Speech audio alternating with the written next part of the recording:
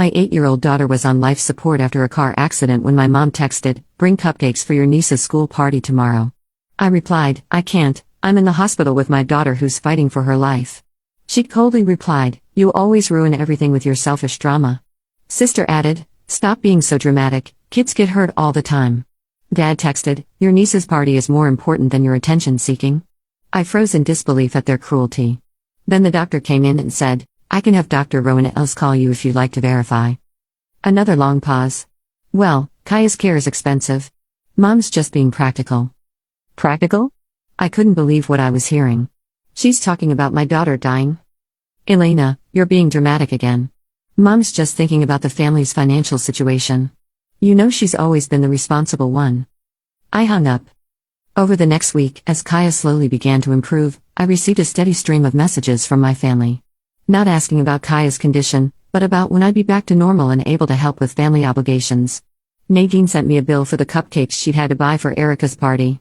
Mom texted asking if I could babysit my nephew Noel the following weekend because she had plans. Not once did any of them ask how Kaya was doing. But the messages kept coming, each one more infuriating than the last.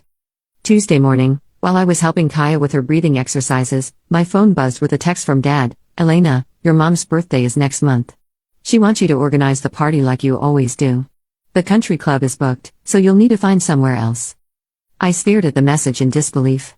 My mother's birthday was still 3 weeks away, and here I was, barely sleeping, living on hospital cafeteria food and vending machine coffee, watching my daughter relearn how to speak properly after her brain injury, and they wanted me to plan a party.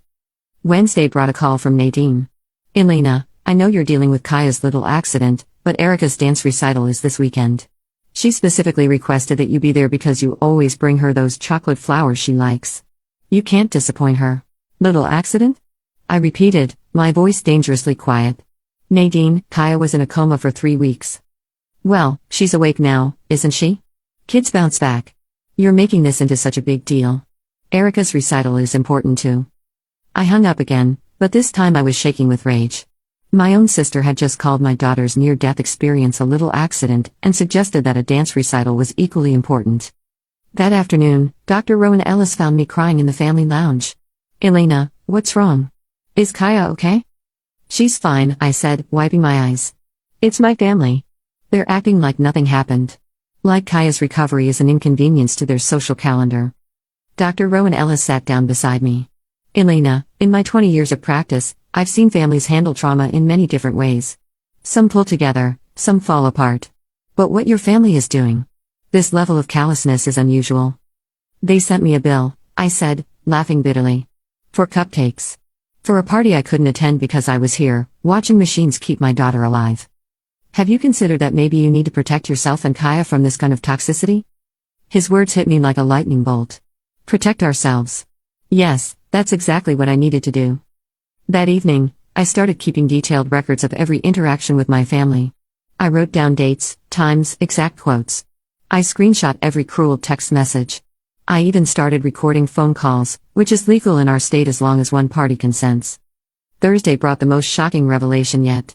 Kaya's physical therapist, Angela, pulled me aside after Kaya's session. "Elena, I need to ask you something, and please don't be offended. Did you give anyone permission to call about Kaya's treatment plan?" My stomach dropped. "What do you mean?" She asked about Kaya's recovery timeline, what the costs would be for ongoing care, and whether there might be long-term disabilities that would require expensive treatment, Angela explained carefully. She also asked about home care options and programs for families dealing with permanent disabilities. It seemed like she was more focused on worst-case scenarios than hoping for recovery. I felt sick. "What did you tell her?" "Nothing. We can't give out patient information without written consent." "But Elena, the questions she was asking, they weren't the questions of someone hoping for recovery. They were the questions of someone planning for failure." That night, I called the hospital's patient advocate and reported the incident. They assured me that no information had been given out, but they also suggested I might want to add a password to Kaya's file to prevent any future unauthorized inquiries. Friday morning, I was helping Kaya with her breakfast when my phone rang. It was my Aunt Daphne, my mother's sister, calling from 2 states away. "Elena, honey, I just heard about Kaya's accident. I'm so sorry. How is she doing?" For the first time in weeks, I heard genuine concern in a family member's voice. I started crying as I told her about Kaya's progress. That's wonderful news, Daphne said. I wanted to call sooner, but Monica told me you didn't want to be bothered with family calls. She said you were handling everything and didn't need help. My blood ran cold. Aunt Daphne, I never said that. I've been begging for support. There was a long pause. Elena, what exactly has Monica been telling people?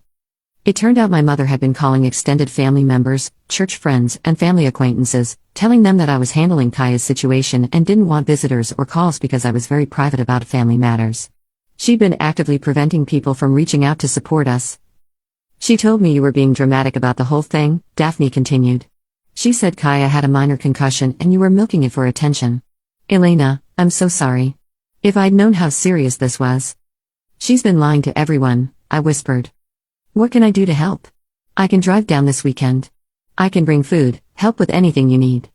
I started crying again, but this time it was relief. Finally, someone who cared. Daphne arrived Saturday morning with a car full of homemade meals, fresh clothes for me, and a giant teddy bear for Kaya. She took one look at Kaya's condition and started crying. Oh, sweetheart, she said, gently stroking Kaya's hair. You've been so brave. Aunt Daphne is here now. Having Daphne there was like having a protective shield. She fielded phone calls, dealt with insurance paperwork, and most importantly, she witnessed firsthand how my immediate family was treating us. Sunday afternoon, while Kaya was napping, my phone rang. It was Mom. Elena, Daphne called me. She's very upset about something. What lies have you been telling her? I put the phone on speaker so Daphne could hear.